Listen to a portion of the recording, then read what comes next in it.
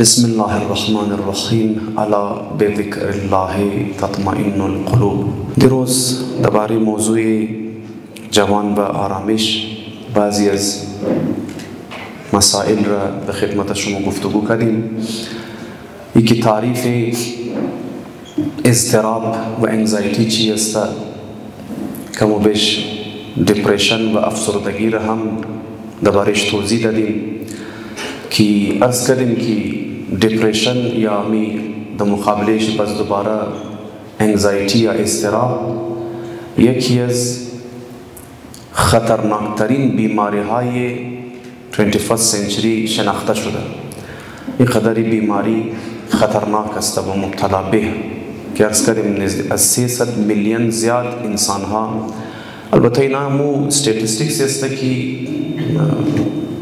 وارد میشه در مختلف اداره ها و انسان های دیگه ای که اصلا خبر شده که کسی نمیرسه اونا سر جایش. لذا خیلی زیاد انسان ها دوچاری از بیماری های نفسیاتی است، سایکولوژیکال دیسوردرز داره انسان ها در از دوری که ما در زندگی منیم. ورز کردیم آرامش و سکون پرنده از قفس پریده بشری امروز است که در به در انسان ها دنبالی سکون و آرامش میگردن. تعریف اضطراب و انگزایتی رو بیان کردیم، از بعد سیمپتومز رو بیان کردیم که چی علامت ها در از خود از لحاظ ظاهری در جسم انسان و میرنگ آثاری بسیار خطرناکی اضطراب و انگزایتی رو بیان کردیم که عدم اعتماد به نفس، منزوی شدن، گوشه‌گیری و نمیدونم محروم شدن از زندگی آرام و وسواس و ترس از خلاصه موفقیت و آینده و اینا رو بیان کردیم. از بعدم ریشه ها و او چیزایی که باعث ایجاد شدن اضطراب و انگزایتی میشه و باعث در وجود آمدن پریشانی ها و نگرانی های همراه با ترس میشه، اونا چی هن؟ اونا را ما خدمت شما عرض کردیم. مسائل خانوادگی، تربیت نادرست، نمیدونم ترس از آینده و پشیمانی نسبت به گذشته، احساس شکست، احساس گناه و مختلف چیزا را ما خدمت شما بیان کردیم. خب امروز فرصتم خیلی زیاد نیست، مورم دنبال ازی که راه حل چیه، راه علاج چیه. بالاخره ما درباره یک بیماری صحبت کنیم، یک دیزیز بگیم یا یک بیماری نفسیاتی در صحبت کردیم. راه علاج چیه واقعا؟ چطور ما میتونیم اگر خدای نکرده در من زندگی خود دوچاری مبتلا به اضطراب شدیم چیکار کنیم تا این بیماری از منیزمو برطرف شونه یا در آینده شکاری از بیماری مو نشونیم؟ چیکار کنیم؟ راه حل چیه؟ راه علاج چی است؟ خیلی دقت کنین عزیزان گرامی. دیروز اگر دیاد شما باشه ما گفتیم که انسان دو قسم افکار داره، یک افکار مثبت و یک افکار منفی. باز اگر دیاد شما باشه گفتیم افکار منفی هم دو قسم است. بعضی از افکار منفی مضر است برای انسان و اما بعضی از افکار منفی ضرورت زندگی انسان است. ما عرض کردیم اگر این افکار منفی کی ضرورت زندگی انسان است اگر نباشه، ورز کردیم انسان مثلا در خانه خوروازش تمورد، دروازه دکان خوروازش تمورد، دستای بچه خور در روڈ علمونه، مثلا در برابر حمله دشمن، در برابر حادثه ها اگو عکس العمل از خود نشان نمیده. اینا برال اگر موی کارا مونیم احتیاطی تدابیر اپناو مونیم از خاطر چیه؟ از خاطر وجودی بعضی از امزی افکاری منفی است که انسان داره، بچاو مونه انسان. اما عرض کردیم بسیاری از افکار منفی در من وجود انسان. کدام افکار منفی؟ امونایی را که عرض کردیم دیروز ایجاد میشه. خلاصه انسان در ذهن از خود بسیار افکار خیالی، موهوم، وهم و گمان انسان است، بی اساس هستن، خیلی مهم نیه، خیلی مؤثر نیه در من زندگی انسان، خیلی خطرناک نیه در من زندگی انسان، بسیار ناچیزه. اونا را در من ذهن از خود رو استور کردی افکار منفی را. خب اینا مضر برای زندگی انسان. رای حل چیه قد مقابله قد از افکار منفی؟ عرض کردیم مثالی گلاس را دادیم که ذهن از مو مثل ظرف مثل گلاس وری است، نیمش پر از آب است که مو افکار مثبت پوزیتیو افکار است، نیم دیگه شی که خالی یعنی هوای مو افکار منفیه. که عرض کردیم از منیز اونا مو افکار منفی شی مضر است که به اهمیت است، فالتویه، موهومه، خیالاتیه، خیال بافی های از مویه. خب ما چیکار کنم قد از افکار منفی؟ امو هوا را که د من نیمی گلاس است و ما میتونم بدر کنم، هر چیکار کنم بدر کنم هوا را نمیتونم. چرا؟ چون قد قاشق نمیشه هوا را بدر کنم، قد دستان نمیشه هوا را بدر کنم. هر چی قدر تو هوا را بدر نی، هوای دیگه جایگزین میشه، جایش میگیره، خالی نمیشه. خب رای حل چیه؟ رای حل است که بگم امو گلاسی که دیدین نمیشه خالیه، من زوم آو پر کو، یعنی افکار مثبت پر کنم. هر چی قدر د من ذهن و نفس از خود خو افکار مثبت و پوزیتیو افکار را زیاد کردی، امو قدر هوا خلاصه امو افکار منفی ختم شده موره. قد افکار مثبت جای افکار منفی را بگیرین، ختم کن چیره. دانشمندا و ماهرین نفسیات مگه ای بسیار بیوقوفیه که تو قد افکار منفی مقابله کنی. قد افکار منفی مقابله نموشه او هسته، تو هر کار کنی و هسته، اون منجه هسته. برای ازی که بخوای تو را زندگی از خود بدر کنی چیکار کو؟ تنها راه حل همیست که افکار مثبت را زیاد کنو. همیشه مثبت سوچ کنو. چرا همیشه تو منفی سوچ مونی؟ درباره هر چیز بعضی دیدین درباره هر چیز منفی سوچ مون، امزو خاطر دوچار اضطراب میشه، دوچار انگزایتی میشه. نه، مثبت سوچ کدو را در زندگی چیکار کنو؟ زیاد کنو. این یک نکته در ذهن از مو باشه. دویمنا نکته، یک از ماهرین نفسیات مگفت که مگفت دمنی زندگی مثل همزی چیزا عمل کن. اوبر وری، اوبر دیدین اینترنت تاکسی اینترنت والا است که انسان اپلیکیشن است، آدم میزنه تاکسی میخواه خلاصه. مثل اوبر عمل کن موگه. حالا ما درونه میخوایم تبلیغات اوبر را کنیم، میگو شریک اوبر نیم خلاصه، اما خب چون مشهور است اوبر کریم است، مختلف ابزی کمپانی است دیگه خلاصه. اما اینا چی رنگ عمل مونه شما تو کن منی از این رنگ اپلیکیشن ها شما چیکار مونین؟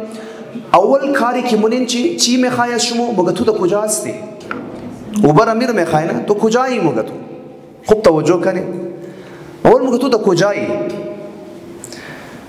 موقعیت خورا مشخص کنو که تو کدام مقام هستی.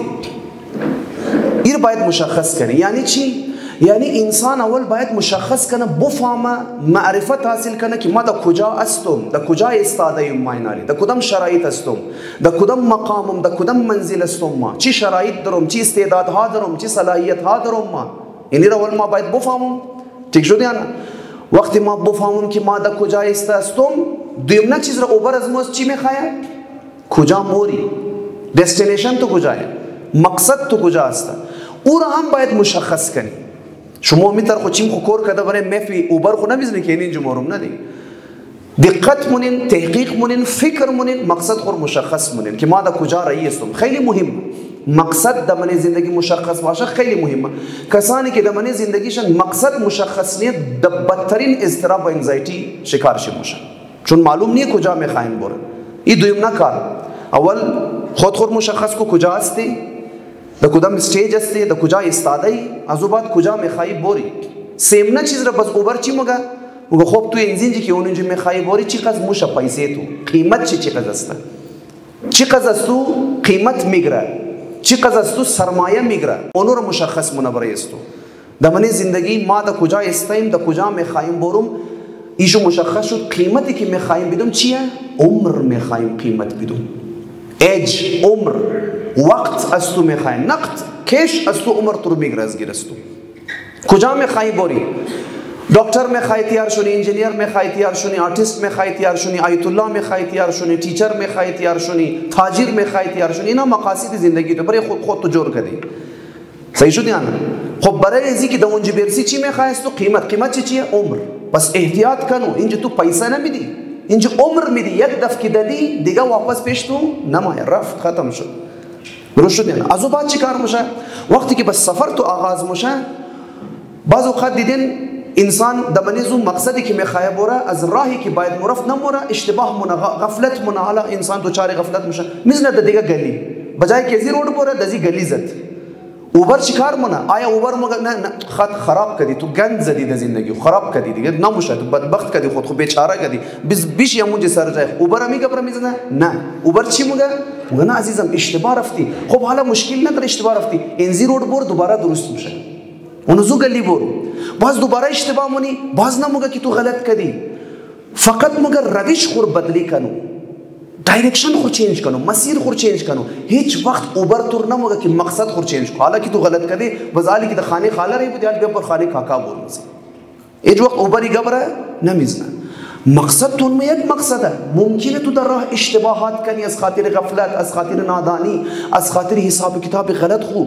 अम्मा हिच वक्त ना होगा कि मकसद रे चेंज को, डेस्टिनेशन रे चेंज ना, मगर राह खुर चेंज को, मसीर खुर चेंज को, रविश खुर चेंज कर. इंसान की एनी रंग अमल करना वो द मकसद मिर्सा व बा आरामिश द मकसद मिर्सा. हम जो खातिर शुमो नेगा कि बाज़ इंसान हर आदम मिंगर था अफ्ताद सालगी दरो मसन फर्ज को मेडिकल साइंस में खाना दरो था अफ्ताद सालगी बंदे खुदा दरो किस्ता इंजीनियरिंग में खाना दरो मसलन खुशान मस्त आरामिश हम दर अच्छा चुन खुद खुरम शिनाख्ता कि द कुजा इस्ताद हस्तुम द कुजा हस्तुम ची सलाहियत हा ची इस्तेदाद हा ची शराइती दरोम मकसद खुरम खूब फाहमिदा तशखीस ददा राह रसीदन बे मकसद रम खूब तशखीस ददा. एगो दफम की गलती मुना नाउमीद न मुशा बल्कि दुंबाले मकसद अस्ता लिजा बा आरामिश तरो जिंदगी का दरी अस्ता. इन्हीं रंग इंसान बायद अमल करना. ये दुइमना नुक्ता नुक्ते सेवम अजीजान गिरामी सब्र बायद दश्तबाशी बरा यजी के बायद द मकसद भी रसी बायद सब्र दश्तबाशी. वो द क़ुम की बुदिम तलबाहाई आज़रबाईजानी किस्ता एक इस्तिलाही पैदा करता बुद जोर करता बुद वक्त ये उगस जल्दबाजी मुकत बजुर्ग बुरी बुरी शमू तलबा मुफ्त अल्लाहुम्मा बिर बिर यानी अस्ते अस्ते सब्र कदा सब्र बायद दश्तबाशी तहम्मुल बायद दश्तबाशी अस्ते अस्ते बायद बोरी किस्ता. शुमो ने कहा कि नज़ीज़ान गिरामी खैली नुकात मुहिम मस्ता. हज़रत मूसा अला नबी अलैहिस्सलाम दुआ कदोर मोर याद में दमन कुरान हज़रत मूसा अलैहिस्सलाम दुआ होना अस खुदा में खाया ची मगर रब्ब इन्नी लिमा अंज़लत इलय्या मिन खैरिन फ़क़ीर. अल्लाहु अकबर याद भी कि मस पैगंबर खुदा दुआ कदोर हाज़िम जगह में चिरंगा दुआ कन ची बेखाई मस खुदा मो याद न दरें बायद बोरे मज मासूम पुरसान करी पैगंबर खुदा याद मिदा मगर खुदाया रब्ब इन्नी लिमा अंज़लत इलय्या मिन खैरिन फ़क़ीर. खुदाया तुकिन बराए खुदा खत व निशान न मिक्श हज़रत मूसा बराए खुदावंद मुतआल सजेशंस न मिला खुदा हज़रत मूसा खुदा रे याद न मिदा कि खुदाया दज़मत ची भी दी बरेज़मत ची खूबा चुन हज़रत मूसा बावर कदा खुदा खैर अज़मा कदा बेहतर मुफामा निज़ाम का खुदाया माँ हर चीज़ की तू बराई अज़मा अस खैर नाजिल मुनी माँ दमजु खाने अस्तुम माँ दमजु नियाज दरुम खुदाया माँ फ़कीर अस्तुम निस्बत बे हर चीज़ खैरी की तू बराई अज़मा में खाई माँ उनूर में खाई न खैरी की माँ खुद में खाई. बराई खुदा आइडिया नहीं लो आई खुदा रा आइडिया न दी खुदा रा सजेशन न दी. वो मामूलन मुतासिफाना दुआ की मुनीम अवल खुद गलती अज़मो इस्ते कि बराई खुदा आइडिया मो खुदा रा मिदिम राय वराउचा मोर खुदा ने शो मिदिम खुदा मरा न मिदनम मसले इख्तिसाद मर हल को बजराउचाम खुद में निशान मिदिम मसलन खुदा अगर एगो कर्ज एगो बैंक मिलाओ शुना एगो खजाना ही पैदा शुना ची खूब मुझे राउचाम खुदन में खुदा निशान मिदी हजीज़े मगर खुद तो राउचार बलादी खूब बिस्मिल्लाह खुद तो बोर कर दी चरस खुदा तो हमें खाई. इंसान की एक गलती दुइमना गलती कि वो बेसब्री मुनी बेसब्री है. अवल खो अजीज़म ज़िंदगी खुद तो पेश पर कद अक्ल खुद को कद तजुर्बे खुद को कद ज़हमत खुद को कद तलाश खुद को अजो बाद हम सब्र दश्तबाश हम जो खातिर मने तालीमात दीनी अज़मु सब्र खैली मुहिम है. सब्र दर बराबर इताअत, सब्र दर बराबर बलाहा व सब्र दर बराबर मासियत. इताअत कदो आसान नहीं है भाई सब्र दश्तबाशी तहम्मुल दश्तबाशी तमाम इताअत हा हिच वक्त इताअत आसान नहीं. हम जो खातिर को नाम सिर्फ तकलीफ फेशता ना दिया तकलीफ यानी हमरा बा मुशक्क़त है सब्र बायद दश्तबाशी दर बराबरी बलाहा बायद सब्र कनी दर बराबरी गुनाह आसान नहीं है. गुनाह यानी ची यानी दर बराबरी नफ्स को इस्ताद शुदन गुनाह आमादा रुई बुरी मास्ता तो बायद सब्र कनी नफ्स तो तुम्हें खाए अम्मा तो बायद तहम्मुल कनी आप बायद अंजाम न दिशरा इनाय इंसान बायद सब्र दश्तबाश अजीज़ान गिरामी. खूब एक नुक्ते आखिर रम अर्ज़ कनम बस बेहस रफेश बुबरिम खैली मुहिम मस्ता था ची कदर मा सब्र कनम था खैर सब्र कनम तो किन सब्र इंसान रा अज दुरून फजीलत मुबख्शा सब्र इंसान रा अज दुरून शानियत में शान इंसान रा बाल मुबरा इंसान के साबिर अज दुरून इंसान शान से बाल मोरा किस्ता बरखिलाफ इंसान मुंतज़िर इंतज़ार यजीस्ता कि बोरो एगो خبری برایشی اتفاق بفته، اما انسان صابر از درون شأنیت پیدا مونه، چون صبر مونه در او رشد که در یک قد صبر از خود در برابر بلاها، در برابر ارز کدوم اطاعت، در برابر معصیت انسانی که صابر است. اما تا کی صبر کنی؟ تو خود عزیز من صبر زمانی معنا پیدا مونه که انسان اجازت بده که تایم تیر شونه. اول خو اجازت بده زمان تیر شونه، یعنی در برابر گذشته زمان تحمل پیدا کنه، تایم بده شده. شما اگر یک دانه را دمانی خاک کشت کنین نه، 2 تن خاک بندازین، 5 تن خلاصه کات دمانی زو بندازین، 1 میلیون لیتر آب دمانی زو بندازین، تمام انرژی سورج رنگ طرف همزو بیرین، توقع داشته باشین که اچانک در 1 سکند تبدیل در درخت شونه، این توقع چیه؟ نامعقول است. چهارم عنصر دیگه هم باید اونجا باشه، علاوه بر خاک و کاد و هوا و نمیدونم خورشید و نور اینا، یک عنصر دیگه اونجا بسیار ضروریه برای اینکه درخت رشد کنه. و چیه؟ عنصر گذشته زمان. باید زمان تیر شونه تا او گذشت رشد کنه، کسته بغیر زمان نمیشه. اول خو یعنی که تو باید صبر کنی، زمان را اجازت بدی که تیر شونه تا که خلاصه انسان رشد کنه، مسائل حل شونه. دویمنا نکته است که باید باور کنی. تو خو عزیزی گرامی تا زمانی که ذهن و نفس از ما چینج را، تغییر را، چینج را باور نکردن، تا زمانی که ما باور نکردم هیچ وقت ما امورنگ عمل نمونم کست. اول باید ذهن باور کنه، ذهن را باوردلجی کنی که بابا شرایط تغییر کرده، چینج شده، یعنی تر باید تو چینج شونی. باید این اول باید خود باوردلجی کنی. وقتی باوردلجی کنی از او بعد اونموننگ باز عمل کدوره شروع منی. مثلا مثال بزنم خدمت شما، همون زمانی که کرونا آمده بود، باید شما است کرونا آمده بود، یک دفعه مردم را گفتن که ماسک بزنین. ٹھیک شد؟ یعنی دیدن همون زمان برای خیلی انسان ها ماسک زدن بسیار سخت بود. چرا؟ چون برای انسان ها باوری از اینکه شرایط چینج شده سخت بود. هنوز باور نکرده بود که بابا شرایط حالی چینج شده، سیچویشن چینج شده، تغییر کرده، باورش سخت بود. چون باور سخت بود داستانی مردم ماسک نمیزد. اما وقتی 1 ماه تیر شد، 2 ماه تیر شد، از او بعد میگردن یمو آدمی که در زندگی ماسک نزده بود، از او بعد اصلا بغیر ماسک تصورش نمیکرد. چرا؟ چون باور کرده بود باید نمیرنگ شده. یا مثلا فرض کن شما دیدین اگه دمنی خانه شما گڑی فرض مونیم، مثلا دزو کمره که ما زندگی مونم گڑی دمنی ازو کمره طرف دیستراس مده دیوال لگی ده. همیشه که ما از 5 ساله که دمنی ازو کمره زندگی مونم میخوایم گڑی رو توخ کنم، تایم رو توخ کنم، طرف ازو دیوالی راست کی گڑی لگی نه منج نگامون. بعد از 5 سال میگرم گڑی رو طرف چپ دیوال میزنم. شما دیدین تا 1 ماه را بعض اوقات برای اینکه تایم توخ کنم میگم از ما تایم پرسر اجازه تایم چنده ما طرف کجا توخنم دیوال راست. چرا؟ چون عادت ما شده. تابال چینج را ذهن از ما باور نکرده، نفس از ما و ذهن ما قبول نکرده چینج را. بعد از 1 ماه هر دفعه توغن ایلب توغن اشتباه مونم بعد قبول مونم که یال گڑی لبال. بعد از 1 ماه باز ما گڑی که میخوایم توغن میله. چرا؟ چون بعد از 1 ماه هنوز تازه نفس و ذهن از ما باور کرده که چینج ماده، تغییرات ماده در من زندگی. لہذا عزیزان گرامی خب برای ازی که ما شرایط را در من زندگی خود چینج کنم، یک شرایط بسیار آزاردهنده برای از من، بسیار آزاردهنده و یک فکرهای منفی در من زندگی، برای ازی که ما رو چینج کنم باید چیکار کنم؟ اول خب باید صبر و تحمل داشته باشم، از او بعد باید باوردلجی کنم خود خورم. شرایط همیشه این رنگ نمونه، چینج میشه. اول خود کوشش کنم چینج کنم و دوم خود باوردلجی کنم که شرایط چینج میشه. صبر تا اون لحظه ای که انسان باور کنه که شرایط چینج شده، از او بعد انسان زندگیش در صحیح رخ قرار میگیره و از اضطراب و از انگزایتی انسان چیکار مونه؟ نجات پیدا مونه. لذا صبر و تحمل و گذشت زمان بسیار زیاد کسته انسان را کمک مونه. شاعر مگه یا رب دل ما را تو به رحمت جان ده، درد همه را به صابری درمان ده. صبر خیلی چیزی مهم است. این بنده چه داند که چه می باید جست؟ ما خدای ما خبر ندارم که چی برای ما خوب است، دنبال چی باید باشم. داننده توی هر چه تو دانی آن ده. خدای تو هر چیز را میدانی، هر چیز که در صلاحی از مسته امور از ما تو بیدی. خدای ما دنبال خیری که از جانبی است تو ما دنبال اونزو استم. الهی از بود خود چه دیدم مگر بلا و عنا.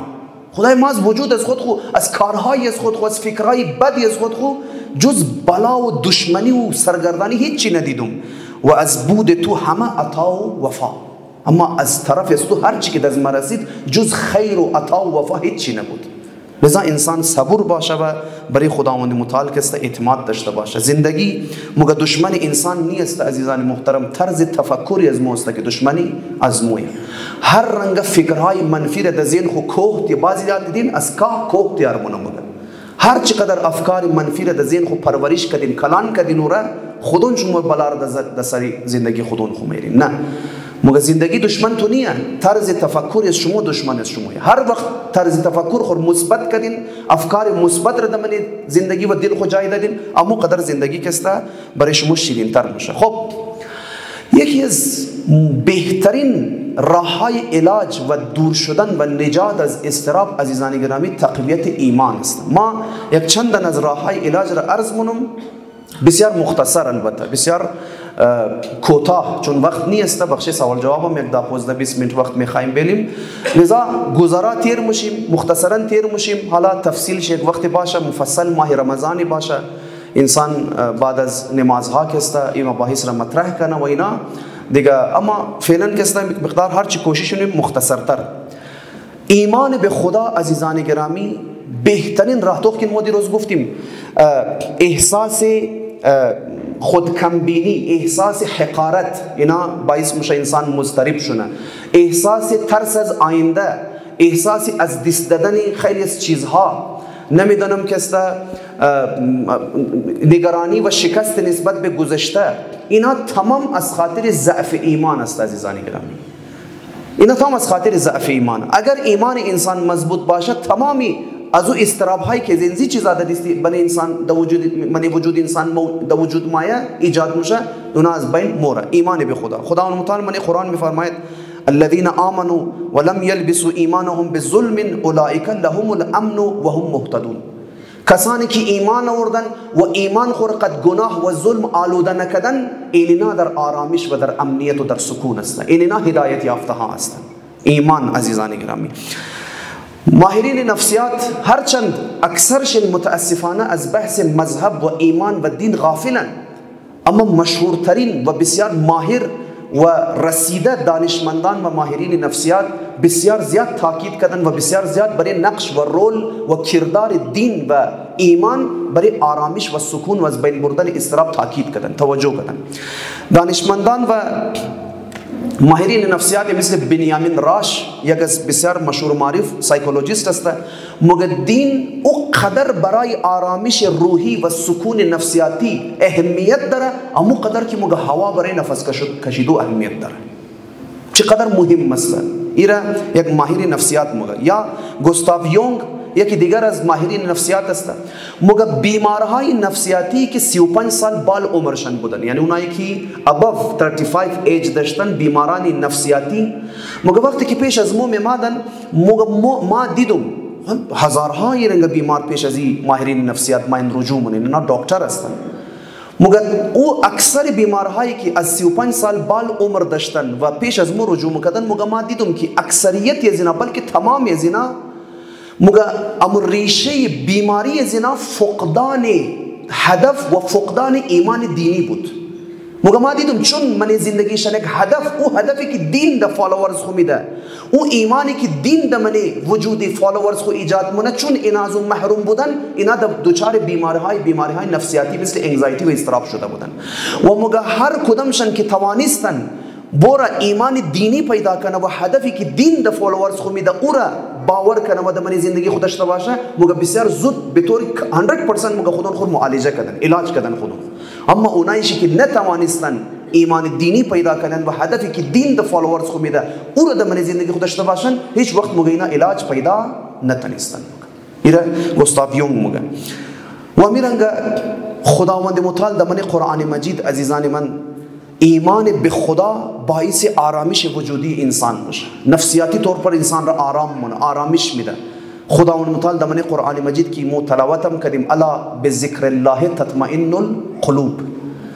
مگه یک بادشاهی بود، دختری داشت، دختر جوان چی مبتلا به اضطراب شده بود، شکار انگزایتی شده بود. دنیا و جهان مگه دکترایش آمد برای علاج کردنش، نتونستن علاج کردن. یک روز یک طبیبی آمد گفت ما میخوایم دختری بادشاه را علاج کنم. کجایه؟ اینا اجازه دادن، گفت باین بی ملاقات کردن. قچی نشست، گفت چیه دختر، چی مشکلی داره؟ گفت ما دوچار اضطراب شدم، ما انگزایتی دارم، مضطرب هستم، ایگو دوایی ایگو مدیسن بخش اضطراب داری؟ گفتان ما دارم مدیسن دارم بخش اضطراب. گفت چیه؟ گفت 66 بار یک جای قد توجه 66 بار بیشی بگی الله الله الله الله. 66 بار بیشی بگی. حرف الله، کلمه الله عدد ابجد شیم 66 است. این بنده خدا دختر بادشاه 66 مرتبه الله، نه یا الله، فقط چی؟ الله بگی. مگه استرابش از بین رفت، مگه علاج شد. دختری را که استراب شد هیچ دکتری علاج نمیتونست، این طبیب علاج کرد. 66 مرتبه بگی الله، نه یا الله. علامه طباطبایی رضوان الله تعالی علیه هم بسیار تاکید میکرد بر ذکر الله. چرا؟ چون دمانی قرآن نمگه الا بذکر یا الله تطمئن القلوب، قرآن نمگه الا بذکر الله تطمئن القلوب. لذا مگه 66 بار انسان قد توجه بشنه ذکر الله را، الله الله بگه 66 بار، انزایتی و خلاصه استراب چیکار میشه؟ از بین موره. امیرنگا حالا من روایات از مو، من آیات از مو زیاد آیات ها درباره ایمان کی آرامش میره بیان شده. امیرنگا عزیزان گرامی، ایمان انسان را از دنیا آزاد مونه، از غلامی دنیا آزاد مونه. کسانی که ایمانشان ضعیف است وابسته به دنیای، 2 روپیه‌شی از بین موره، دنیایش تاریک میشه برایش. بنده خدا بابا چی شده؟ بچه جوان تو از دیست رفته اینقدر در غم مبتلای، زانوی غم بل نه 50,000 روپیه از بین رفته. دنیا از بین موره، زانوی غم بغل مونن و تمام فقط بگی دیگه زندگی ختم شد، آرامش و سکونشان نابود میشه. چرا؟ انسان های ضعیف الایمان، انسان هایی که ایمانشان ضعیف بود وابسته به دنیای، حرص و هوس دنیا انسان را وابسته منه به دنیا. عزیزان گرامی، اما کسانی که ایمان به خدایشان مضبوط است، عقیده داره که سرچشمه تمام نعمت ها خدایه، مؤثر در وجود فقط خدایه. اگر ما ایگو چیز را از دست از ما بوره، خداوند متعال میدانه خدا دوباره مر عطامون اگر در صلاحی از ما باشه. مؤثر در وجود فقط خدا را بدانه. این انسان های قدر روحشن و نفسشن ظرفشن کلان میشه که دیگه زوبات 50,000 روپیه که چی تمام دنیا مگر از دستایش بوره، هیچ غم اینا را ناراحت نمونه، هیچ وقت دچار اضطراب و انگزایتی نمیشه. غلام همت آنم که زیر چرخ کبود، زهر چه رنگ تعلق پذیرت آزاد است. انسان با همت امو کسی است که از تعلقات دنیا آزاد است، فقط عبد خدای، عبد دیگه هیچ چیز نیست. اینی راز نجات از اضطراب است. عزیزان گرامی، واقعا میتونه آقا امیرالمومنین سلام الله علیه زهد را تعریف کنه، چقدر قشنگ تعریف کنه. این روایات نباشه واقعا معارف حقیقی نمینای. آقا امیرالمومنین میفرماید خوب دقت کنین، مگه از زهد بین کلمتین من القرآن، مگه زهد بین 2 جمله قرآن است. کدام 2 جمله قرآن؟ قال الله تعالی لکی لا تأسوا على ما فاتکم ولا تفرحوا بما آتاکم. خداوند متعال مگه که افسرده نشین، غم زده نشین زمانی که ایگو چیز از گیر شما موره فوت میشه، ایگو چیز از دست میدین، غمگین نشین، اشکین، پریشان نشین. و زمانی که خدا ایگو چیز شما را عطامونه، اشکین، خوشحال نشونین بیش از حد، مشکل مفرح نشین. آقا امیرالمومنین فرماید و من لم یأس علی الماضی و لم یفرح بالآتی، کسی که نسبت به گذشته مایوس نموشه، غمگین نموشه و نسبت به آینده زیاد خوشحال نموشه، فقط اخذ الزهد بطرفیه، موقعی از هر 2 طرف زهد را گرفته. ای از هر 2 طرف حقیقت زهد در منی خود وجود آورده. یگو چیز از دیست طرف غمگین نشو عزیزی من، دنیا دا آخر نرسیده، تمام حقیقت و چیزی نبود که از دیستای از طرف، هنوز حقایق زیاد وجود داره. و یگو چیزم که گیر از تو مایه، تو اشک تو از خوشحالی تو غافل نکنه، همه چیز اونیه، خیلی چیزای دیگه موجود داره. متعادل باشه انسان، اینیه عزیزانی گرامی. انسانی که با ایمان است در برابر بلاها و مصیبتها مقاوم است، استقامت مونه. عرض کردیم دیروز بلاهای دنیا، مشکلات و مصائب دنیا، اگر ما در برابر اینا خو است، آقا امیرالمومنین سلام الله علیه فرمود این زندگی دنیا گیراو شده قد بلاها، تو نمیتونی چینج کنی شیره، تو نمیتونی، لذا باید قبول کنی بابا این دنیا بلا داره، این دنیا مشکلات داره، یک از استادای از مو خدا نگاه کنه، مگه روز یک دختری جوان آمد گفت که آج آقا ما زندگی ما تبدیل به جهنم شده. چی شده؟ گفت یک مصیبتی در من زندگی میں است که نمیدانم چیکار. گفت چی؟ گفت بابی بد اخلاق دارم، بابی ما بد اخلاق، زندگی رو برای ما چی طور کرده؟ جهنم جور کرده برای از ما. مگه تا میگه برا گفت استاد ما مگه ما شد گفتم الحمدلله خدا را شکر. گفتم الحمدلله. اون دختر مگه زوری بری عصبانی شد، قارش ما گفت آج آقا ما در تو میگم در زندگی مشکل بلای دیگه تو درم که الحمدلله. مگه ما قصد توهین ندارم، ما از این خاطر الحمدلله گفتم که برو شکر که خدای شکر که خدا بلاهای دنیای تو در شکل باب بد اخلاق قرار داده. اگر امی در جای بابا خدا تو مبتلای داعش مکه چیکار میشد از بعد؟ خدا به جای باب بد اخلاق تو را کور در دنیا می اور چیکار میشد؟ خدا به جای باب بد اخلاق نمیدانم تو را معذور در دنیا می اور چیکار میشد؟ این همه بلاها در من دنیا ہے، هیچ کدام چیز در من زندگی تو نیه، فقط یک باب بد اخلاق. تو کو یعنی استاد میخوای رو بگه کی تو باید قبول کنی اول دنیا بدون بلا شده نمیتونه. ٹھیک شد یا نه؟ وضو بعد خدا را شکر. خب خدا را شکر که مو بلایی که من دنیا بدون از دنیا نمیتونه باشه، بلای از ما چی شده؟ باب بد اخلاق از ما شده. برو تحمل کو، خدا را شکر کنو. خدای شکر ما 4 دنه حرفای بد اخلاقی و تند و بد بابی خورده رو تحمل منو. برو دیگرار نگاه کو، دیگرار نگاه کو. قد کنسر در مقابله مونه، قد فقر در مقابله مونه، د قول روड در زندگی مونه مردم کسته، د زیر بمب و باران در مردم زندگی کدری. اوننا شکر که خدای در زندگی مو او بلا نماده. و ایمان به خدا عزیزان گرامی، کسی که برای خدا عقیده داشته باشه، کسی که سوپر پاور خدا را خیال کنه و مؤثر در وجود خدا را خیال کنه، در برابر هیچ قسم بلا و مصیبت پایش در لرزه در نمایه. امام کاظم سلام الله علیه از لقمان حکیم در بارش صحبت مونه. مگر لقمان بچه خور گفت که بچه من این دنیا مثل یک دریا و سمندر بسیار گهره، کشتی در منیز دنیا کشتی که میتونه تو نجات بده تقوا و عمل صالح است. کشتی بادبانی ازی توکل به خدا است، توکل به خدا و کشتی که پر از ایمان است. ناخدای ازی کشتی علم است، پاسبانی ازی کشتی محافظ ازی کشتی عقل است و مو عرشی و مو فرشی ازی کشتی حلم و بردباری است، صبر است. این نای ما باید مقابله کنیم قد مشکلات ازی دنیا. من روایت شما دیدین مگه المؤمنو کالجبل الراسخ لا تحركه العواصف. مگه مؤمن مثل کوه بسیار راسخی است که طوفان ها ذره برابر نمیتونه او را از جایشی شور بده. انسان با ایمان یعنی رنگ است. مگه یک زنی در جنگ احد هم شوهرشی هم بچهشی هم برارشی شهید میشه. این خبر میشه که شوهر ما برار ما بچه ما شهید شده. تا مفاهمه شطور را گرفته، حالا شطور یا گوڑه اینا را قدمزو گاڑی وغیره گرفته، مور طرف میدانی جنگ احد. مور جنازه شوهر خوره، جنازه بچه جوان خوره و جنازه برادر خور بریزو حیوان اشتا میر طرف شهر طرف مدینه. دمیرا همسر پیغمبر عایشه گیر منیره. مگه از کجا مایی درو؟ مگه ما از میدان جنگ درو مایم. خب مگه چی خبر از پیغمبر خدا همسرم رسول خدا چطور سالم بود یا نبود؟ این زنی که درو 3 دنه جنازه درو میره، جنازه همسرش، جنازه فرزند جوانش و جنازه برادر خور درو میره. ببینید ایمان چی کار مونه قد انسان در برابر بلاها. 3 جنازه درو میره. مگه زن پیغمبر خدا را آرامش میده، آرام مونه. مگه یقین داشته باش به خدا، اطمینان داشته باش که پیغمبر خدا یک تاریموی سرش کم نشده. پیغمبر خدا در سلامتی کامل است و ما خدا را شکر مونم در برابر از این مصیبتی که ما درو دیدم، اما چون نعمتی مثل نعمت رسول خدا مرا داده، ما این بلاها و مصیبت ها را هیچی در مقابل از نمیدن. بابا پیغمبر خدا هنوز در منی از مو است، ما دیگه چی غم دارم؟ پیغمبر خدا در منی از ماست، پیغمبر خدا طرف از ماست. ما این بلاها در پیش از او هیچ چیز برای از ما نیست. این حرف را زده مورا اجساد را در منی شهر دفن مونه. عزیزان گرامی واقعا نمیترسته.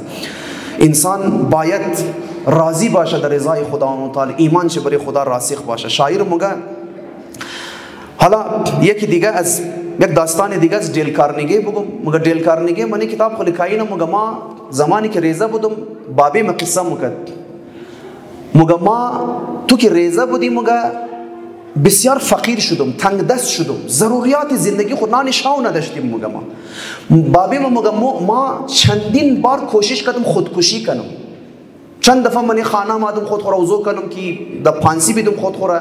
چند دفعه میخواستم برم خود خورا من خلاصه دریا بندازم غرق کنم خود خورا. چندین بار مگه آخر بعد از چندین بار خودکشی ها دوچار اضطراب شده بودم مگه و دکترها مرا جواب داده بود، گفت 1 سال دیگه زنده از بعد از دنیا موره. اما مگه ما بچه خور مگه دیدی منگرنی مگه این قصه مالی 25 سال پیشه، مالی 30 سال پیشه، اما ما هنوزم تو زنده ایم، جور تیارم. مگه میدانی مگه خبر است چی چیز مرا نجات داد؟ گفت ایمان مادر تو مرا نجات داد. چون هر دفعه ما می خودکشی میکردم، هر دفعه که ما امزی خلاصه افکار منفی رو بیان میکردم، از مشکلات و سختی های دنیا نقل میکردم، مگه مادر تو فقط یک جمله میگفت که فلانی اگر ایمان به خدا داشته باشی، اگر از خدا اطاعت کنی، برای دستورات خدا عمل کنی، خدا تمام مشکلات را آسان منوره ازم، تمام مشکلات آسان میشه. مومیتنی از برای از مشکلات تیر شد. تو که نمگه خدا مشکلات ختم مونه، نه مشکلات هسته، اما خدا کاری مونه، ایمان به خدا کاری مونه که تو در آسانی از برای از مشکلات چیکار شونی؟ تیر شونی، عبور کنی. مگه جمله و ایمان مادر تو مگه مرا چیکار کرد؟ نجات داد. ما هم ایمان ما مضبوط شد و امروز منگرنی که در روز استم صحیح و سالم 35 سال من عمر از ما اضافه شد. به خاطر چی بود؟ به خاطر ایمان به خدا است عزیزان گرامی. خب ایمان منفی گرایی را از بین مبر عزیزان گرامی، منفی بافی را بعضی دیدین در روز عرض کردیم یک از عوامل استراب چیه؟ هی هر چیز را منفی نگاه کردن. از عالم و آدم بعضی شکایت داره، باور کنید. اوی چقدر یخ امروز، اوی چقدر خاکباد شد امروز، گرم که شد، اوی چقدر گرم امروز، بارش که شد، او چر بارش بارید، بارش که نشد، او چر بارش نمباره. از هر کس شکایت داره بندی خدا. از همسایه او شکایت داره، از خاله او شکایت داره، از خسر مادر او شکایت داره، از نمیدونم فلانه او شکایت داره. از کالا کی مبش اوی چی رنگ کالای ای چر تنگ گشاد کی بود، بس مگه ای چر گشاد است. از همه چیز منفی باف، از عالم و آدم که است انسان چیکار داره؟ شکایت داره. چرا؟ چون ایمان به خدا نداره عزیزان گرامی. کسی که ایمان به خدا داشته باشه و راضی باشه در رضای خدا و در قضای خداوند متعال، منفی بافی ها که است از من زندگیش ختم میشه. بابا اگر امروز در من زندگی تو فقر وجود داره، راضی باش در رضای خدا. اینمی در سلای تو که تو فقر داره امروز، در سلای تویه. امروز اگر باران مبارک خدا را خوشا، تو چقدر روایت از ما قشنگه، مگر روزی که باران مبارک زیر باران استشو دعا کنه، خدا دعای تو مستجاب مونه. خدای شکر که تو باران مبارک درو. روزی هم که باران نبارید بگی خب بازم خدای شکر که آفتاب است. امروز انسان مثبت نگر باشه، پوزیتیو امور از کدام افکار مثبت.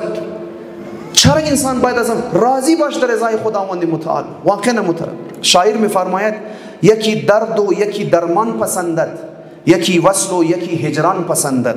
من از درمان و درد و هجران پسندم آنچه را جانان پسندد. ما همون چیز را خوش دارم که خدا برای ما خوش داره. و امروز دمزی حالی که هستم تو که البته این میکساپ نشونه، بعض اوقات بلاها و مشکلاتی را که ما در زندگی خمیرم خود کرده ها را نمیگیم. بریم بیزنیم خدا مقدس و خانه خراب کنیم، بس بیشتر که خدا پسند کرده میر بریز. نه خدا برایت پسند نکرد عزیز من. این بیورزگی خود توی، نفهمی و غفلتی خود توی. مثل مور خانه خود خراب منی، قد گبای غلط خو، قد فکرای غلط خو، قد بیچمرسی های خود خو، قد نمیدانم خودغرضی های خو، قد حسد خو، قد زیاده خواهی های خو، مور مثل کارار خراب منی. وزو بعد برای دیس برای مگیر شاید خدا برای من، نه این خدا نخواسته، این خدا نخواسته. عرض کردیم انسان دزو چیزای راضی باشه در مقابل ازو بلاها صبر کنه که در اختیار از مونیه، به اختیار از مونیه. مصائبی که در زندگی ما، بلاهای در زندگی ما در اختیار از منی، در برابر اونجونا بر چیکار کنو؟ صبر کنو عزیزان گرامی. خب یک دو دونه دیگه شرم عرض کنم دیگه از بعد وقت برای چیزا ایشود از تقویت ایمان خیلی صحبت زیاده منیشی موشه 10 روز دربارش گپ زد، درباره تقویت ایمان، مضبوط کدوی ایمان چقدر آثار خوبی داره، اما دمزی خشمو اکتفا مونیم. دویم نه عاملی که باعث میشه اضطراب از بین مورد روز اگر دیاتشون باشه گفتیم یک از ریشه های ایجاد اضطراب و انگزایتی در من زندگی ناآرام بودن فضای خانواده. هر چقدر فضای خانه آرام باشه، آرام بخش باشه، فضای صمیمی منش باشه، دوستانه ماحول منش باشه، محبت آمیز ماحول در من خانه باشه، امو قدر فضا برای بچه ها آرامه و امو قدر اینا از اضطراب و انگزایتی دور میشه و اینا آرامش پیدا مونه، سکون پیدا مونه. خانه‌ای که ناآرام باشه، خانه‌ای که منش تمام روز جنگ و جدل باشه، تمام روز حرفای منفی زده شونه، حرفای بد زده شونه، بچه ها را بد انسان صدا کنه، سر و شور سر اینا باشه، منیزو خانه کسته اضطراب و آرامش ببخشید آرامش و سکون موره، اضطراب جایزو میگره وره. منی خانواده شهید مطهری رحمت الله علیه بسیار جمله های طلایی داره. مگه خانواده مثلی منی خانواده مگه شما تصور کنید مثلی آبشاری که یا آوهایی که از برای کوها ما از بعد در منی دامن کو جمع میشه، بس جذب زمین میشه، از او بعد تبدیل به چشمه میشه. مگه بابا مثل امزو پدر خانه، مثل امزو آبشار وریسته، مثل امزو آوهایی که از برای کو مایه و دامن زمین جذب میشه، تبدیل به چشمه میشه. مگه مادر مثل امزو چشمه وریسته و بچه ها مثل گل و گیاه وریسته، مثل گل ها، مثل پوده ها وریسته که او چشمه او گل و گیاه را چیکار مونه؟ سیراب مونه، اونا را آو میده، رشد میده اونا را. بابا مگه مثل امزو آبشار وری دیدین حیاتی جنگل ها و حیاتی زمین دمزیه، باران مباره از برای کوها در زمین مایه، جذب زمین میشه، چشمه ها دوباره میجوشه، گل و گیاه از بعد رشد کردن شروع مونه. آبشار بابا مگه باید مثل امزو آبشار محبت، آرامش، سکون را در من خانواده و در من فیملی انجکت کنه. باید بابا اگر نسبت به زن خانواده آرامش را اظهار شکنه، او را آرام بیله، خوشحال بیله، او را سکون عطا کنه، او را اونزو بعد اونو مادر است که گل و گیاه یعنی فرزندان از خود میتونه رشد بده. تمام خانواده چیکار میشه؟ رشد مونه، آرامش پیدا مونه. اما من خانواده ای که بابا صبح تا شب، مرد خانه صبح تا شب متاسفانه ناامنی را، اضطراب را، بد اخلاقی را، بد دهنی را سر و صدا در من خانه ایجاد مونه، منی از او خانواده زن خانه ناآرامه، زن خانه مضطرب میشه، دچار انگزایتی میشه. زن خانه وقتی مضطرب شد، بچه هم در من از او خانه چیکار میشه؟ مضطرب میشه، شکار انگزایتی میشه، هیچ وقت رشد نمونه. عزیزان گرامی، شما نگاه کن چقدر مهم آرامش در من خانواده. مگه اگر در من خانواده آرامش نباشه، زنی که در من از او خانه باردار است، این زنی ناآرام، هر رنگ که زن از لحاظ نفسیاتی ناآرام بود، دوچار خلاصه انگزایتی و شکار دیپریشن و اینا بود، بسیار بدنمونه آثار مگه در برای اولادش میله. بچه هایی که وقتی در دنیا مایه و برای بدن چه انسان لکه میگرنه، ماهرین نفسیات مگه یه زی خاطر است که مادر در دوران بارداری دوچار اضطراب و انگزایتی بوده. مادری که به شدت ترس مخوره در دوران بارداری، تنشن میگیره، دیپرست است، انگزایتی و اضطراب داره، این مادر بچه های بدخوی در دنیا میره، بچه هایی که عصبیه، بچه هایی که عقده‌ای در دنیا میره. واقعا نمیترسته. اور اینمی ما خدمت شما عرض کردم، او شوهرهایی که در من خانه باعث ترس در من دل زن میشه، اضطراب باعث اضطراب برای زن میشه، دوچار انگزایتی مون زن را، دوچار دیپریشن مون زن را، ای شوهر در گناه نقایص بدنی اولاد ای شامل است. این گناه در پای زلکایی میشه. اولادی که بدخوی در دنیا مایه، اولادی که وقتی که در دنیا مایه بیچاره کسته، برای انزی طرف چهرهش کلان داغ است، کچه کچه خال بدر شده برای صورت ازو کسته. اولادی که تا تمام عمر میگرین دیدین بعضیا تمام عمر قد از خود جنگ مونه، اولادهای بدخوی، بد اخلاق. در منی جامعه که منی خانه زوباد ظاهری خانه و قدر ناآرام نیه، اما این بچه تو دیدین بچهای 2 ساله کس یاد نداد که تو بر یک بچه 2 ساله که خد از تو بازی نه اور چپلاق بزن جنگ و خد ازو کس یاد نداد. این دقت کنی نیره کس یاد نداد، اما تو خونو بچه 2 ساله قد بچه 2 ساله که قچی میخوای بازی نه چپلاق میزنه اور جنگ مونه، مویای شرکش مونه، خلاصه دکه میدشره. اینا کی یاد داد؟ اینا کس یاد نداد. اینا نتایج روح و نفس ناآرام مادر در دوران بارداری است، چون فضای خانه ناآرام بوده. مادر مچم که ترس مخره، زیاده سے زیاده رنگ چهرهش موپره، اما خانی کسی که خانهش خراب میشه اولادی است که دمنی مادر است، خانه زور میگره خراب مونه. لہذا اس بسیار زیاد که است انسان باید احتیاط کنه. فضای خانه را آرام بریم عزیزان گرامی. من خانه کوشش کنیم فضای محبت آمیز، دوستی. من خانه ای که بابا و پدر و مادر هر لحظه بچه خو را خدا نخواسته توهین کنه، گواهیشر گوش نکنه، گواهیشر اهمیت نده، چپ کنه تمام روز، کنترل بیش از حد باشه. مو گواهی که دی روز عرض کردیم من از خانه بچه دوچاری اضطراب و انگزایتی میشه. هیچ وقت بچه رشد هم نمونه، صلاحیت هایش بروی کار نمایه، گل واز نمیشه، هیچ وقت بند ممنامتر، هیچ وقت خوشبویشی دمن عالم پیلاو نمیشه، چون صلاحیت ها بند ممنامتر دمن این زیرنگ خانواده ها. انسان باید که تربیت کنه. پیغمبر خدا فرمود، روایت ها را خدمت شما بخوانم، یستحب ارامت الغلام فی صغره لیکون حلیما فی کبره. بچه های خود زیاد دمن خانه نکوبیشی نکن، اجازت بدی بچه ریزشون بازی کنه. هر چقدر بچه در ریزگی اکتیویتی داشت، بازی کرد، خود خورا خالی کرد، اکسایتمنت خورا، پیغمبر خدا مگه اینی بچه در کلانی آرامش داره، آرام است مگه بزرگوار تیار میشه در آینده، شخصیت پیدا مونه در آینده. البته در من جامعه از ما چیه؟ چون مردم از ما هیچ خبر نیه، برعکسه. بچه که زیاد شوخه مگه بسیار بی تربیت آدم مایه در آینده. میگرنه که توپ مونه بال، توپ مونه تا، توپ مونه بازی مونه، اکتیویتی داره، از اونج در اونج دبل، از اونج در اونج دبل مونه، میخواه بازی کنه، مگه در آینده بسیار آدمی بدی مایه، بی تربیت آدم مایه. نه، اتفاقا پیغمبر مگه اجازت بدی بچه است تو میتر بازی کنه، خود خالی کی کن، این وقتی که کلان شدی آرام مایه، اتفاقا بزرگوار مایه. البته بحث تربیت جدایه ها. مو نمیگی مو بچه‌ای که هر طرف دبل کرد، هر دویم آدم دی دوکاری کرد، یا فلان شده فلانی نه این رنگ آدمار مدرو نمی مدرو اکتیویتی رو درو گفتارین. کسی که فیزیکال طور پر اکتیو است، بازی مو ندارو، اجازت بدین بازی کنه، در آینده آرام مایه کسته. امیرنگا دمنه محبت دادو افراط نکن. این درو دویمنا نکته یک از چیزایی که دیروز عرض کردیم، تربیت غلط پدر و مادرها بچه را مضطرب مونه، شکار انگزایتی مونه. ما درو میگیم که درست تربیت کن بچهای خوره. روکټوک بیجا نباید باشه، بیش از حد سختی بیش از حد نباید باشه. هیچ وقت بچه خور تحقیر نکن، هیچ وقت بچه خور نزنین عزیزان گرامی. عجیبه، پیغمبر خدا بعضی هم میگن من دین در کجا نفسیاتی مسائل بیان شده، بابا این هزاران روایت برای نفسیات داریم. پیغمبر خدا میگه پدر و مادر حق نداره بچه خور بیزنه، حتی میگه اکتینگ زدور نکی. نمیگه باید بیزنم تو را، باید شده بیزنم تو را، این طرف میگه نکی. اکتینگ زدور لا میگه نکی. بچه را ترس ندین.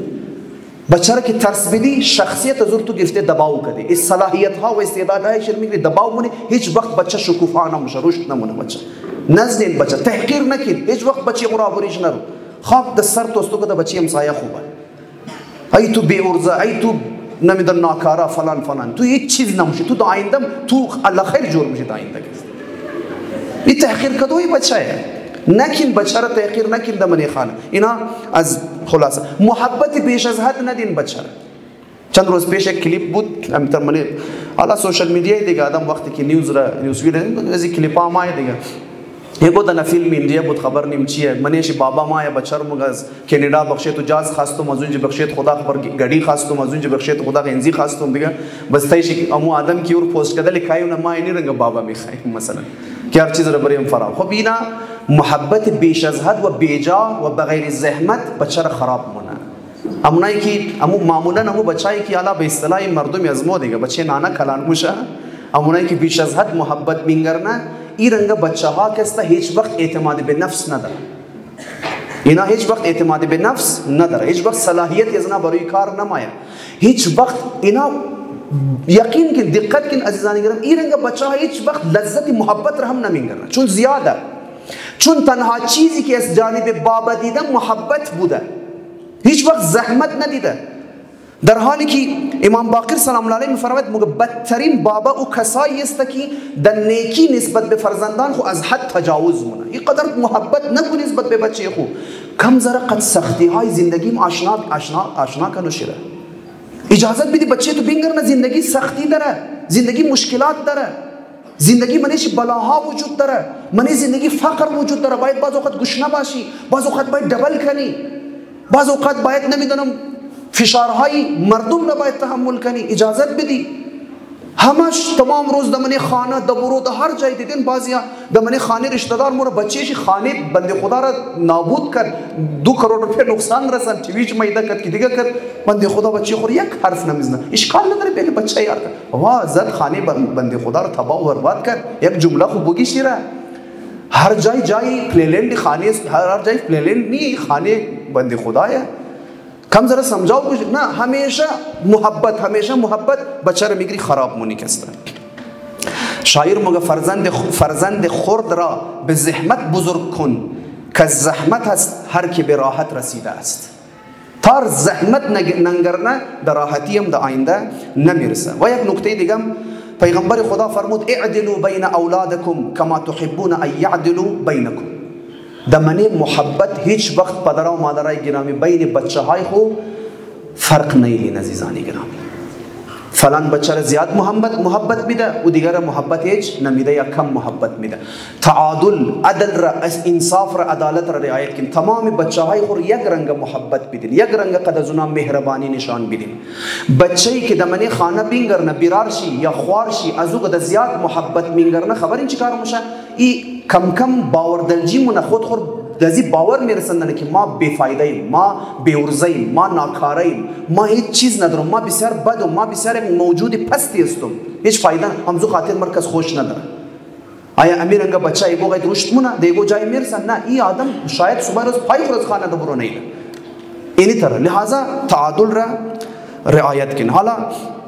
بعضی از نکات دیگه هم بود بسیار مهم بود اما متاسفانه وقت زیاد نیست انشاءالله این دیگه نکات چی باشه در دویمنا ایامی فاطمیه که در منی مسجد خاتم الانبیا اینجا مو یک مجالسی داریم 3 روزه باقی مانده مباحث را که بسیار مهم است دوباره ما انشاءالله اونجا خدمت شما مؤمنین و مؤمنات مطرح مونی اینا بسیار ضروری است عزیزانی گرامی بسیار ضروری است شهید مطهری رحمت الله علیه میفرماید مگه ایمان به خدا ما گفتیم نه ایمان به خدا باعث چی میشه آرامش میشه دیگه سکون میده انسان را شهید مطهری مگه این ایمان به خدا یک گولی نیه که گول راوند باشه و مو قداو بخوری باز مور آرامش میلاو شونه یگو جای دمنه گو مدیکل گولی ایمان به خدا میلاو نمیشه این از باور مایه هر چقدر تو د آسانی و زودتر و د بهتر انداز و د درست انداز ایمان به خدا را منی خو مضبوط کردی باوردلجی کردی قد تمام وجود قبول کردی خدا را شناخت خدا را صفات خدا را شناختی و زول به خود خور شناختی از او بعد ایمان به خدا تبدیل د دوایی میشه تو علاج مونه از او بعد دیگه تو حسد نمونی چرا خدا اور داده چرا مر نداده وقتی ایمان به خدا داشتی خدا را شناختی میگه خب پس حتما خدای حکیم یک حکمتی دیده که اور داده مر نداده اگر مر میداد شاید ما خود خراب میکردم حسد نمونی دیگه حرص نداره حرص و هوس دنیا نداره بابا تمام از دنیا حقیقت نیه آخرت زندگی حقیقی است آقا امیرالمومنین میفرمود این دنیای شما در نزد از ما از او بلگ درختی که در دان یک ملخ و در او میخایه امزو قدم پیش از من ناچیزه مثال های آقا امیرالمومنین عجیب و غریب واقعا عجیب و غریب مثال های این دنیای شما که تو از خاطر از ممری در او سبتاشا و هم مغم تو میه مگه در نزد از ما از او پتهی که در دان یک ملخ و در او میخایه اونزو قدم مگه بیارزشتر پیش از ما درو انسانی که ایمان داشته باشه نمیرنگه انسانی با ایمان دیگه بخل نمیورزه بخیل نیه انسانی با ایمان دیگه لالچی هم نیست هی دنیا جمع کرده بره هی دنیا جمع کرده بره گفتی آقا آیت الله تهرانی رضوان الله تعالی علیه مگر تو ویل جهنم است که هرچی من استو مینداخته تو هیچ پوریج نمیشه چقدر تو هرس و هوس داری انسانی با ایمان نمیرنگه لذا اینا انسان باید توجه کنه مو اینی کارا را نمونیم اینی رنگ درسا را گوش نمونیم بس چیه یک از چیزایی که مرا زیاد سوخته مونه زیاد کار از مرا میره او این است که معمولا مردمان زنگ میزنه یا میسیج مونه حاجی آقا پریشان است و فورا یک دانه ذکر بیدی که ما از آرامش در باید است ما متاسفانه بسیار بد عادت داریم میخوایم هر چیز را شورتکت حاصل کنیم این بسیار بد رویشه هر چیز میخوایم در شورتکت برسیم میخوای آرامش عزیز من آرامش عرض کردیم پرنده گم شده بشریت امروز است تو میخوای در یک ذکر مات بس بگم بس ختم در یک دو کسته تو آرام میشی کسته نه حالا تازه امشب یک ټوټکې شیر دادیم یک دانه عمل دادیم ذکر الله را 66 مرتبه بگیم واقعا انسان از حالت استراب درمای اما خب اگر یک ان ما خبرم بعضیا رفته مو تیم که ذکر الله را مگه امو تیم که درو الله الله مگه در یک گوشه ذهن بنو ان شاء الله اثر نمونه از دیگه الله چی ازول با الله مگه اما داوود این طرف ذهن شي الله مگه او طرف ذهن شي نه بابا اثر نده یک الله الله مگر چی یک الله عزیز مقدسی باور تو 66 دفعه نه 66 میلیون دفعه الله بگی اتفاقی مفته عرض کردیم باید اینی باور کن اینی باور کن. یک از استادام گفت حوض کوثر اینجیه، حوض کوثر اینجیه، آب حیات اینجیه، چون از 4 نهر تو هر چی که اینجی برس بندازی منشی تبدیل به حوض کوثر من. لذا احتیاط کنو نهرها چی در اود منیزی مندازه. حالا این شبیه است، منظورش دل، منظورش نفس است. تو زبان خود در اود منی نفس خو یک چیز مندازی، قد چیمای خود منی نفس خو یک چیز مندازی، قد گوش خو منی نفس خو مندازی، قد ذهن خو افکار منفی در منی نفس خو یک چیز مندازی. هر رنگ مواد، هر رنگ آو در منیزی حوض انداختی، این حوض اگر مواد مثبت انداختی تبدیل به حوض کوثر تیار میشه، اگر مواد منفی انداختی این تبدیل به زقوم جهنم تیار میشه. زندگی تو میگره خراب. پس محتاط باش که چی گوش منی، چی موگی، چی نگاه منی و چی فکر منی. خیلی مهمه. این نهرهای وجود است، این نهرهای حوض کوثر تو عزیز من. او حوض کوثری در قیامت است، بحث از او جدای اور ما دورش بحث نکنم. کذبان نگه کی گرفت حوض کوثر را اینجا طور کرد. نه او دیگه حوض کوثره. او را کی از منش آقا امیرالمومنین مرسی را او دیگه چیز است. اما وقتی که در دنیا کوثر خود درست نکنی، هر آلوده چیز را منش بندازی، دزو کوثر قیامت هم نمیرسی عزیز من. اینی بحث خیلی مهمه. شورتکت دنبالی هر چیز شورتکت نگردیم عزیزان محترم. زحمت باید کشید. ما انسان هستیم، ما حیوان نیستیم عزیز محترم که اگر کم زره ناجور شدیم دوچاری استراب والا حیوانات خبر ندارم. حیوانام دوچاری انگزایتی حتما میشه. انجکشن و قچار دانه علف و اینا سرش گرم مونه. دیدین بعضی اوقات گواه برایزی که در یخیا علف سوز میلاو نمیشه، اونا شیردادویش هم کم میشه چون علفای زرد رنگ و خشک مخره خیلی خوش نمیه، شیر کم میده. آجکل گرفته فارم هاوسا چیکار نه یک دنمزو عینکای چیزا میده، امزو کی قچیمو چی مگن منار وی آر کی تو منین شمو د چی می گوامزو وی آر والا چیزا میده منیزو فیلم های علفای سوز را پلیمونه. او درو علفی زرد خورداری خیال نما علفی سوز بخورم شیرش خوب میشه.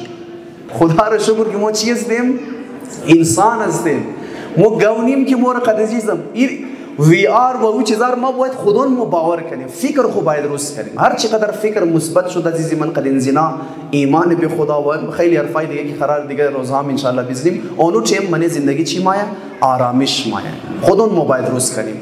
به زحمت دیگه چیز درست نمیشه. یک صلوات بخوانیم بر محمد.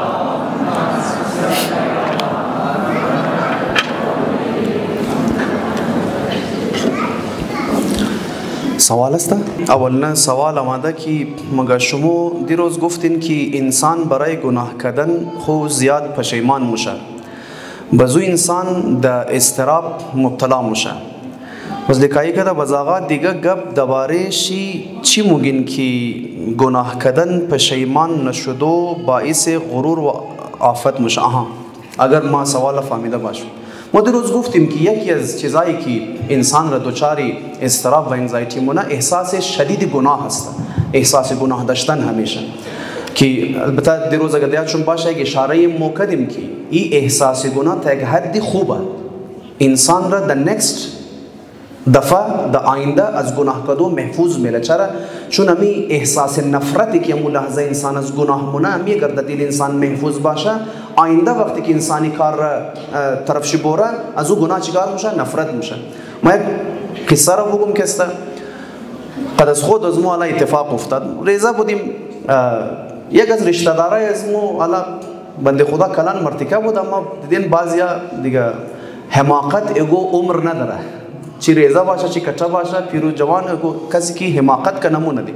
ما ریزه بودم قد از ما درو بازی مکدن متاسفانه در دستای خو اینی قدر کچه کسته تر چیزا اینی قدر دست پر کدن نسوار در دستای خو گرفته بود، یک دفعه اور گرفت دان از ما کده گمت باور شم نه ما امزو بعد اتر حال ما خراب شد که دیگه بخیب شدید حال ما خراب شد.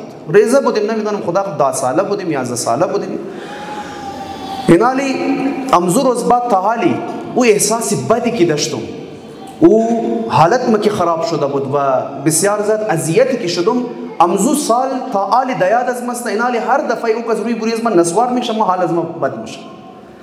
چرا؟ چون امو د ذهن ما منده اینمی اگر نسبت به گناه هم اگر اینمی رنگ امو حالت بد و احساس بدی که انسان نسبت به گناه امو تیم دمن انسان دیست میده نیل امو احساس گناه از من انسان بورد ازی عنوان که آینده خدا نخواسته اگر سیچویشن و موقعی از او پلتفرم از او گناه فراهم شد انسان داسانی و گناه را انجام نده. امو احساس گناه او را بگه. لذا ای که ما میگیم احساس گناه کردن انسان را دوچار اضطراب مونه ایتر نیست که بس ما میگیم خب از این بعد احساس گناه نکنه. این رای حلش نیه.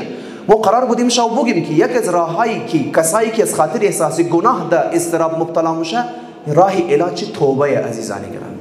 راه علاج چیه؟ آمرزش، استغفار کدویه، اظهار پشیمانیه و عهد برزی که در آینده دیگه گناه را انجام نمیدی. ایلینا راه حلشه. نه که بگیم دیگه احساس گناه نکنیم. کسته सवाल بعدی چیه؟ مگر شوہر والدین کے انتخاب سے ہو اور بعد میں پتہ چلے کہ شوہر شرابی یا چرسی ہو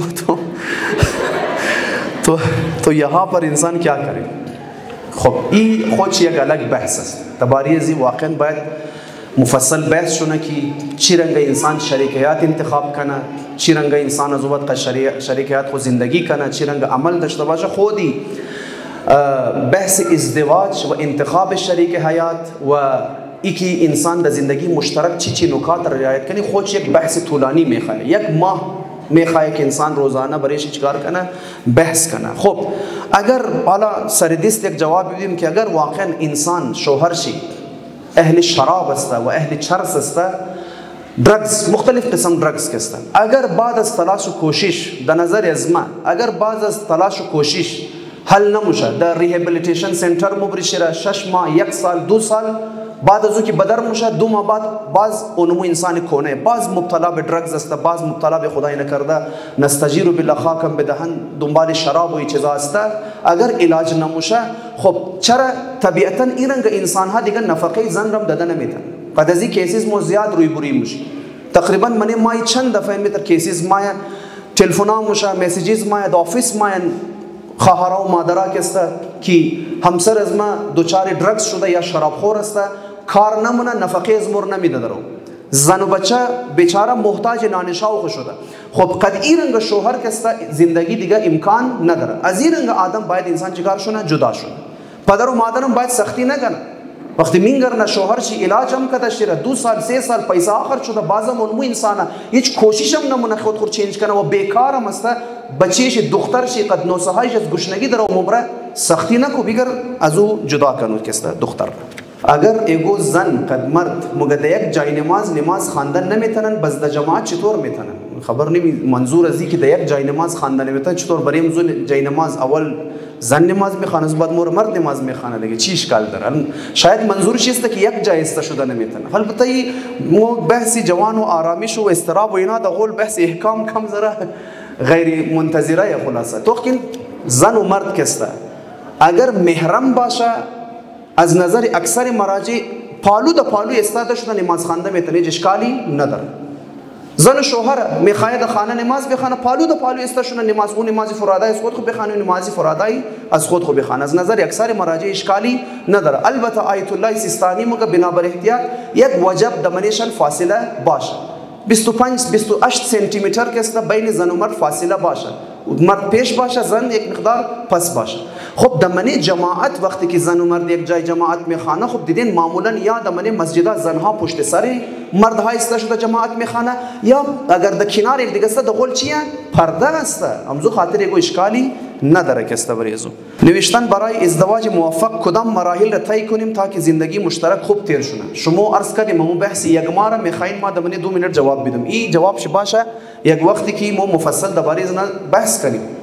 و ازدواج باید برای اینکه موفق شونه ازدواج یک از بسیار کلانترین قدم ها و مرحله زندگی انسان. ازدواج قدر مهم است که زندگی انسان را دو حصه تقسیم کنه. تاریخ زندگی انسان را دو حصه تقسیم کنه.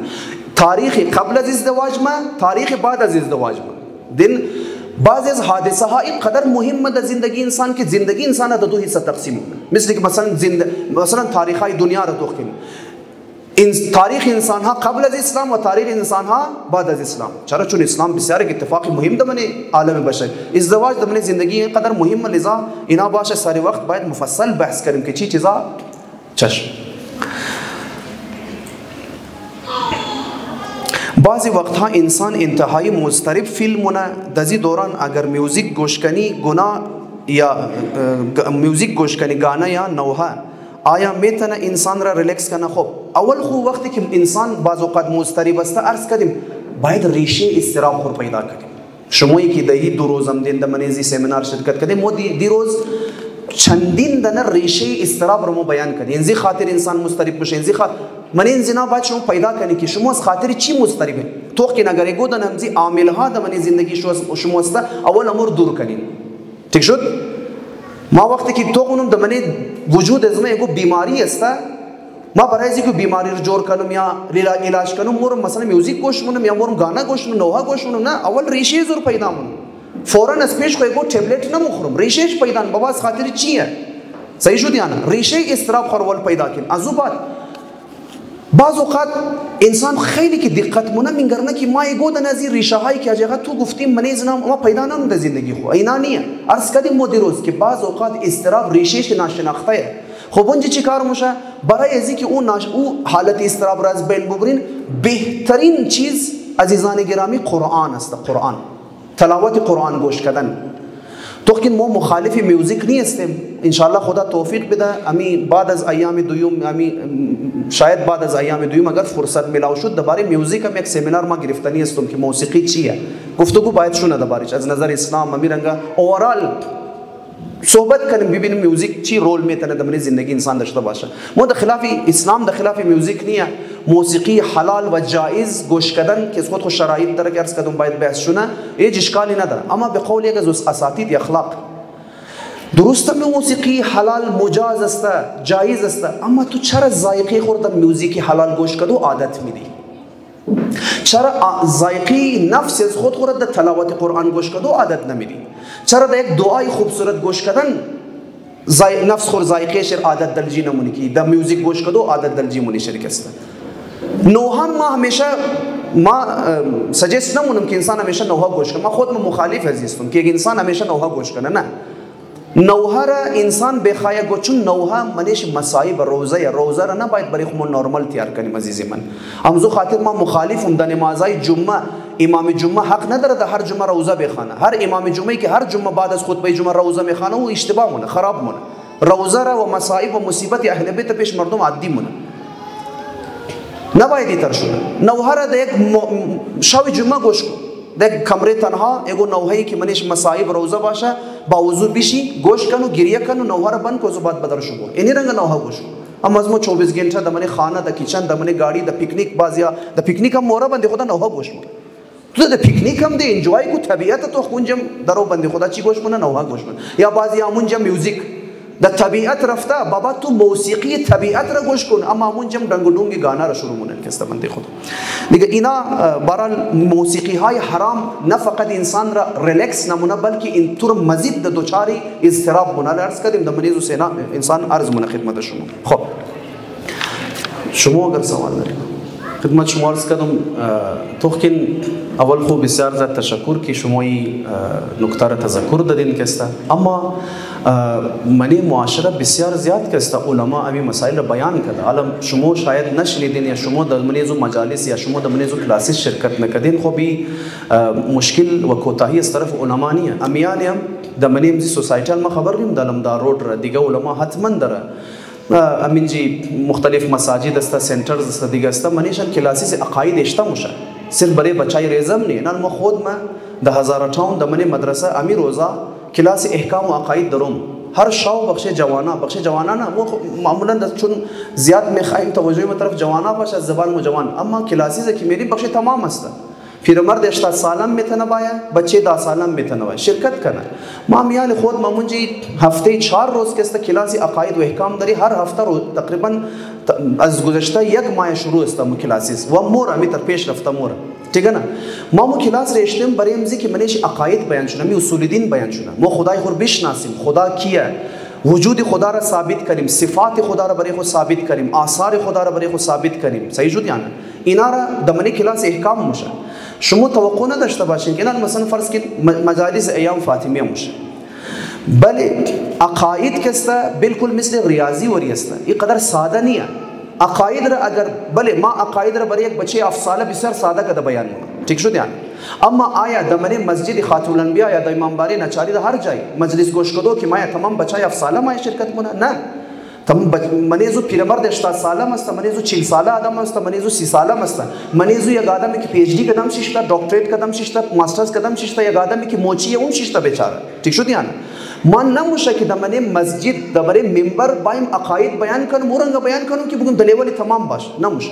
اگر فول ساده بیان کنم اونایی که لیول چی بالا اونا خاومر یعنی چی گبای میزنم تو امروز گوش کده فهمیده بینن. اگر زیاد سخت بیان کنم اونایی که نمفهمه ایژوکیتد نیست اونا خاومر اجاگا چی موگا برای خود موگا و خود چی میدوزه و خود چی مبافه، ٹھیک شد یعنی. جایش نیه.